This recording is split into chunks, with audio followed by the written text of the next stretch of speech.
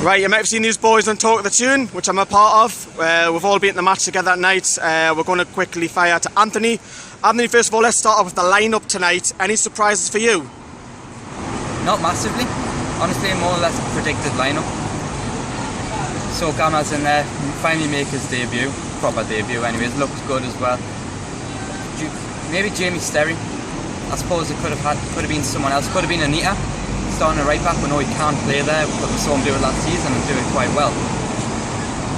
That's probably about it. Right, Lewis, injuries galore. Is that a concern? Look at Mitrovic, Aaron's looking a little bit more serious.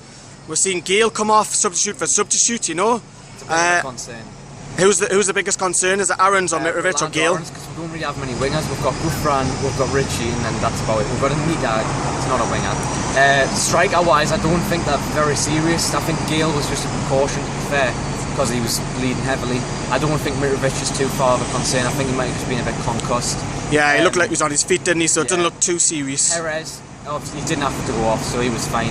Obviously, it's a bit risky, but I think we'll be fine. I think we just need to play someone else on the wing. Maybe Iose on the wing instead of Aaron until he gets back from injury. Yeah. Calvin, we won 2-0 obviously tonight, which obviously I got that scoreline predicted right, didn't I? Yeah. Atmosphere was quite low tonight. Did you? Is that because it's a cup game? Probably, yeah. You don't expect all the diehards to come out this time. They just probably think it's just an easy win against Cheltenham. Just get the odd people out. But the attendance is 21,000. Usually expected 30,000 half full, round about there. But to be fair, you didn't expect that to be heavily full in a cup game, especially with level 7 obviously not open. And obviously where we were sitting, the corner behind me was empty, so people were just buying tickets and just sitting anywhere. So it's just one of those basic cup games, cup atmosphere, you know what I mean? Yeah. Anthony, any notable mentions, Newcastle outstanding performances or key notable mentions for you? There were quite a few surprise, I suppose, performances. Gouffran, when he came down, eventually played fairly well. French Messi apparently. Perez, obviously with the brace, he played quite well considering how he's been playing of late. Shelby, really liked Shelby actually. Some of those long balls were brilliant to put Newcastle in a really good position. And that's, I suppose at centre back, everyone looked a little bit more calm than they have been, like Lascelles and Hanley. They weren't put under a serious amount of pressure, but Cheltenham did have their chances and they cleared it. Yeah, I thought Hanley myself was probably man of the match for me. Lewis, I'm going to come on to Saturday's game against Brighton, which is, well, by far the biggest game of the season, if not one of the biggest throughout the whole of the season. It's coming at St James's Park. We're going to see Knockaert return. He'll obviously been heavily linked. Newcastle now needing a winger. Perfect opportunity to showcase his talents.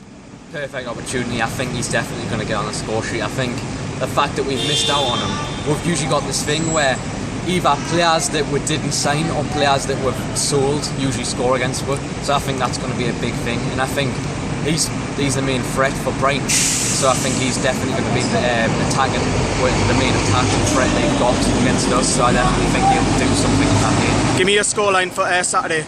I think 2-1 Newcastle. Calvin, yep. With regards to injuries tonight, we'll find out in the next 24 hours what the extent of them are. Newcastle looking to do business with possibly Yedlin's being rumoured here tonight. Good signing, bad signing? Replacement for Yanmat? To be fair, because I've looked at him at Sunderland in particular. He wasn't looking that really good in the derby. It was thanks to him that we actually scored because of a stupid foul throw-in. But looking at comparing the two, they're both attacking heavily. They're more attacking than defending. There's a bit worry that obviously Yanmat always gets caught up high in his own path and then usually concedes. So hopefully, if we're going to, obviously looks like we're going to get Yedlin. Hopefully it's not like that. Hopefully he's a bit more disciplined when he's going forward, a bit like Anita does. But he's heavily pacey, so he's more likely to go attack basically more than defending. Just gotta wait and see, basically. Gotta wait and see. Yeah, definitely. Right, lads, obviously I want you to subscribe to Talk the Toon, which I'm a part of. You'll see one of these three quite often. Give us a cheer, lads. Come on. Come on!